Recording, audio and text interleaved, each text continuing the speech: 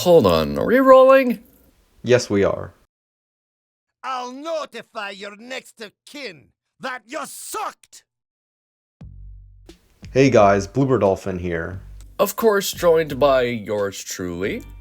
And in this video, we are going to be comparing two different primes, Studio Series 05 and Studio Series 32. And to make things easier on myself so I don't have to shoot too much new footage, because Lord knows I need a new hard drive, we're going to reuse footage from my review of the box and Optimus Prime from, let's call it a year and a half ago. So without further ado, Bloober Dolphin, take the wheel.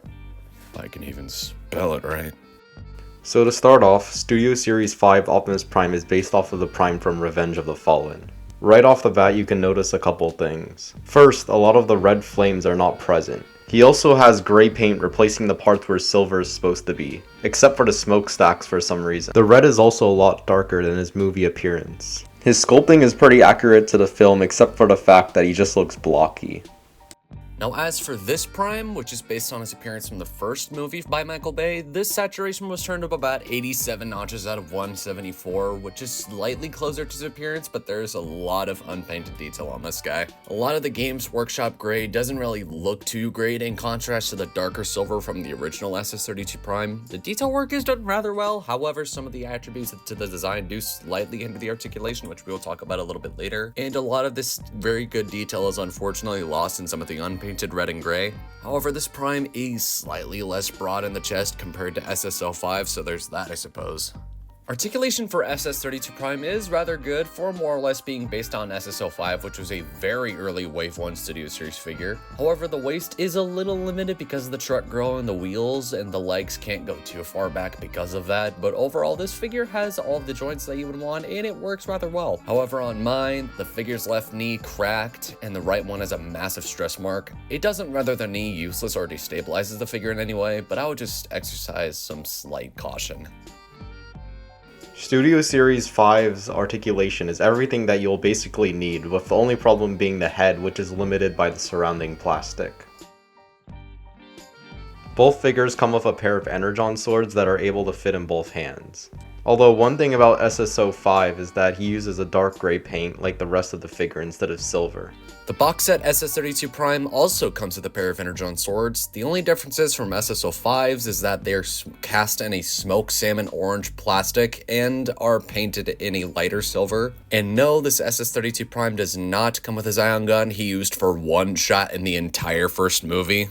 As far as the transformation on SS-32 Prime, it's fine, but you do have to be a little careful because the brittle grill tabs and the clear plastic. Mashing together engineering from two past Prime figures didn't quite work out well here, but it's not a terrible transformation. The transformation is fine. It is not the most satisfying, but can be fun at times.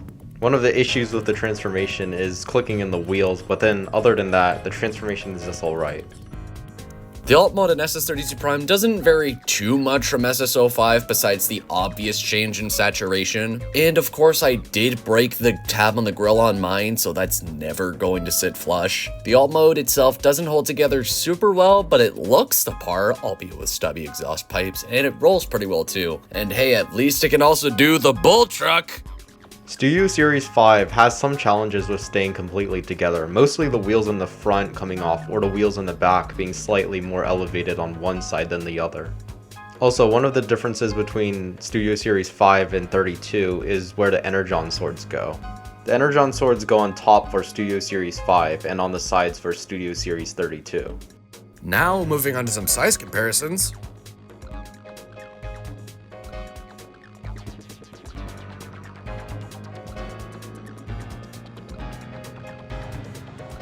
Unknown Seeker would show the box off, but he doesn't own the single release for SS-32. As for mine, the packaging includes the old see-through plastic with the standard layout and labels.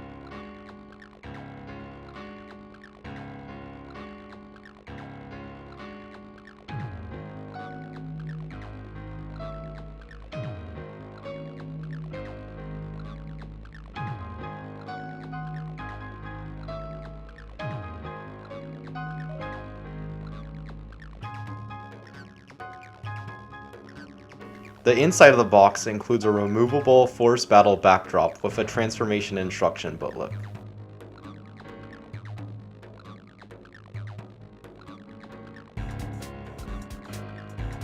Overall, I really like Studio Series 5. Both the robot and alt mode look amazing, as well as being accurate to the source material. My only complaints I have about it are mainly the paint choice. The paint choice is questionable and makes the figure look dull. The colors are way too dark, and everything except the exhaust pipes are dark gray. As for my thoughts on SS-32, it's a pretty good figure for what it is. Yes, it does have its issues, it is delicate and not the most fun thing to transform, but it does great in the looks department, and the articulation is great, and it's a fun thing to pose as well. The solo release I do not think is worth the ridiculous eBay prices, but since I got this from the box set, I think it was a pretty good deal for what you get. My score for Studio Series 5 would have to be a 7 out of 10, with the colors and blocky sculpt taking most of the points off. And as for my score on SS-32, I'd say it's a rather semi-decent 7.2 out of 10. Wait. What are we supposed to do for an outro here? I destroy coward toys!